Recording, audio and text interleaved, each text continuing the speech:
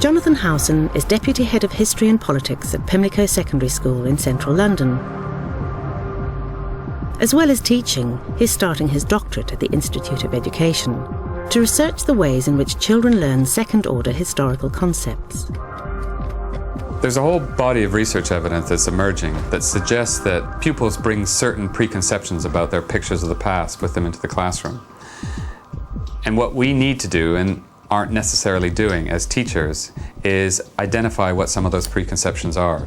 If we don't do that, we run the risk of simply piling on more skills and more history on top of misconceptions that they can go through their whole secondary school career without addressing. In this lesson, he'll concentrate on one of these second-order concepts, the nature of historical accounts. Analysing a range of historical sources, pupils will test a generally accepted hypothesis about Kennedy's handling of the Cuban Missile Crisis. They will then develop their own alternative hypotheses. Let's get the title up, Superpower Relations. This is the 6th lesson we've done on this.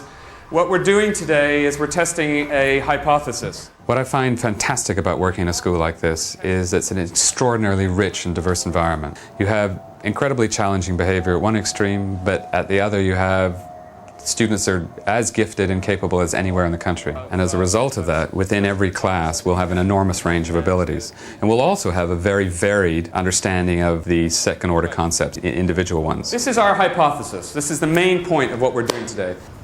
Arthur Schlesinger, Jr. was a historian, and he maintained that Kennedy's response revealed, and this is the most important bit that I've got in quotes, a combination of toughness and restraint, of will, nerve, and wisdom, so brilliantly controlled, so matchlessly calibrated that it dazzled the world. Look at the adjectives. They're all positive. What could we do to look at completely the opposite? What would we do? Just reverse them and just see what somebody else might want to say about his actions. Okay, so on a spectrum, what's the opposite then of toughness? Weakness. Okay, and the opposite of wisdom? What would we say? Wise?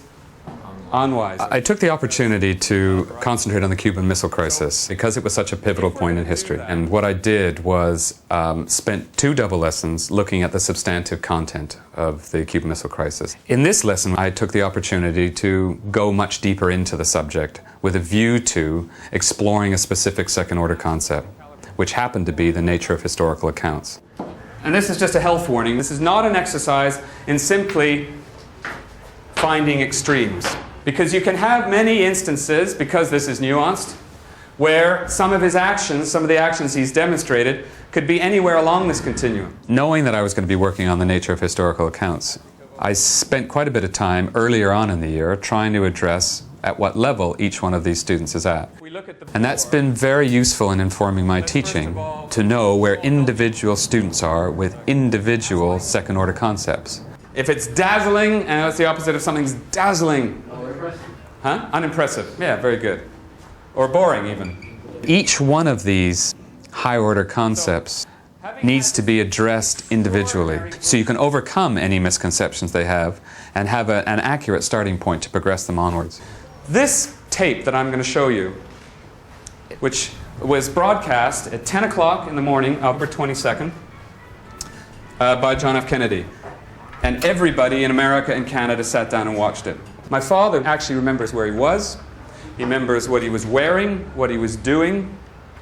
And there's very, very few things in history that happen that way.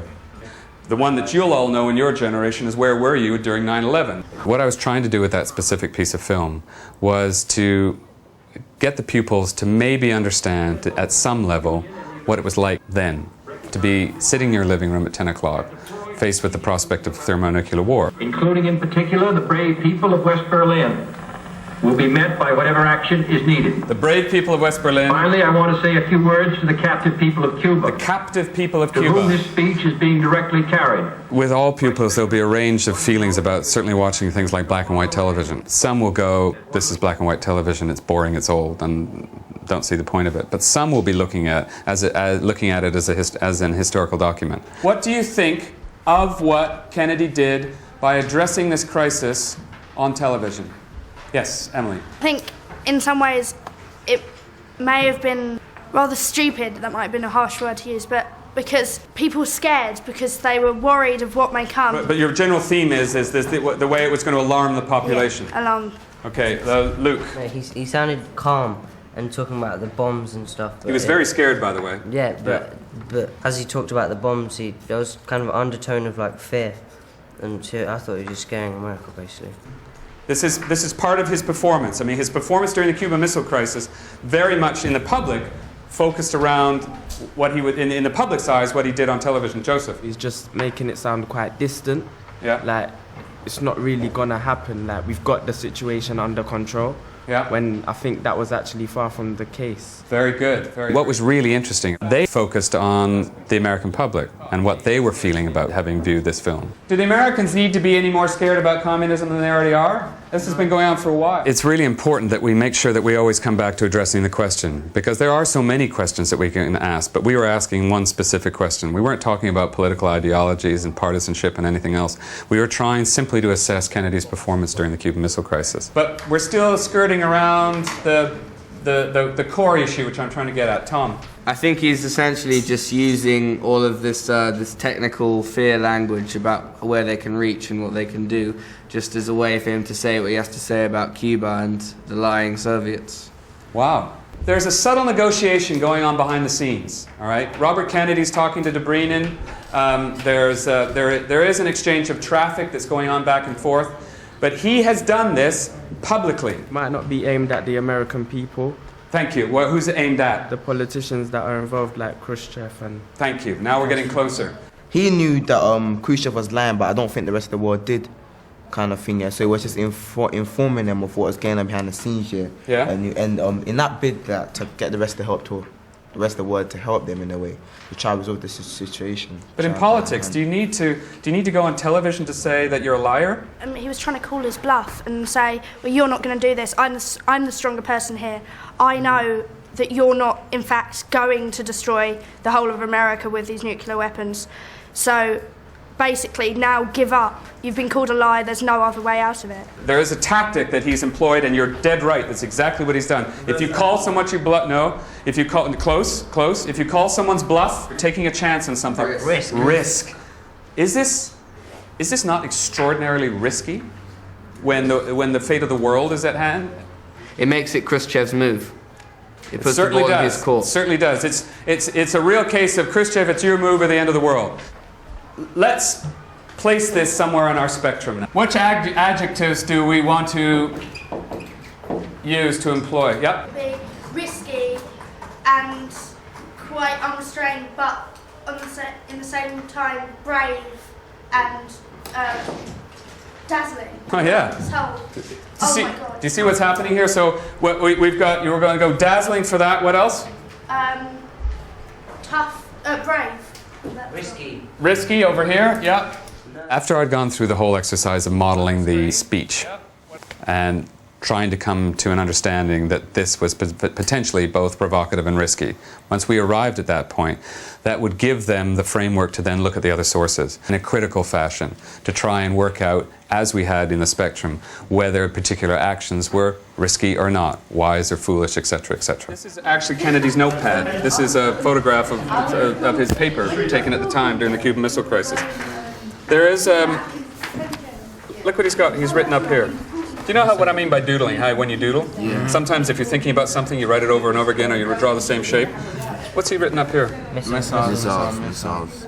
Okay, and what kind of impression does that leave you with? It means that's what's in his mind, like, it's occupied him. So does this demonstrate clear action plan or questions?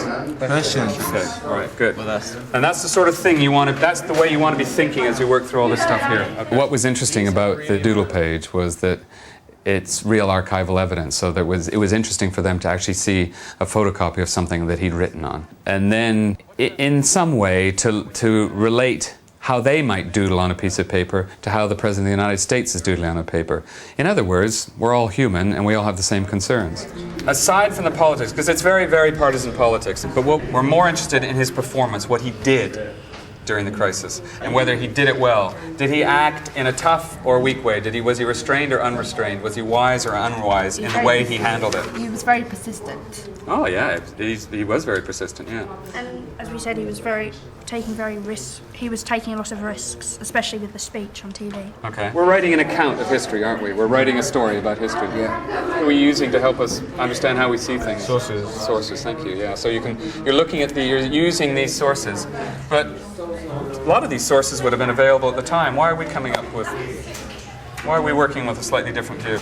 See things differently over time. Yeah, you can over time. Fantastic. So the view of things changes over time. My main aim is not to address everybody's differences, but to somehow try and get them to the stage where they've moved beyond simply viewing an historical account as being some picture of a perfect past. As long as they've come to that understanding, I think that's fantastic. You know, they've understood that the nature of historical accounts is to be different. About a year ago, or at the beginning of this year, some of them would have had much lower level ideas of what the nature of historical accounts is, if they'd even considered it. In his mind, yeah, he didn't know what to do in his mind, yeah. So that's why I reckon why he came and told the public everything, because he thought that doing that would just cut things short.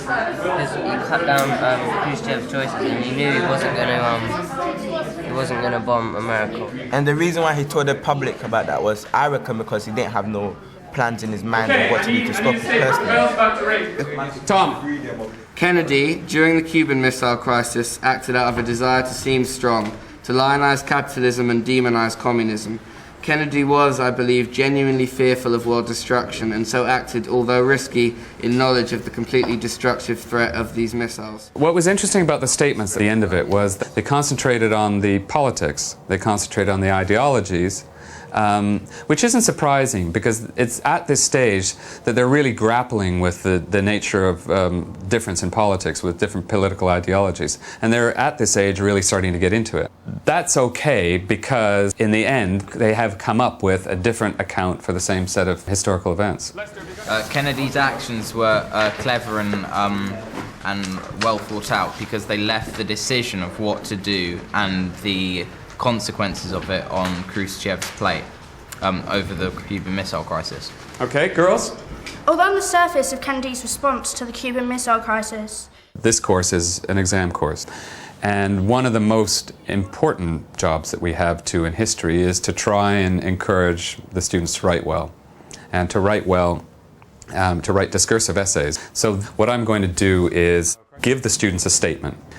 That statement will be something like, did Kennedy perform brilliantly during the Cuban Missile Crisis?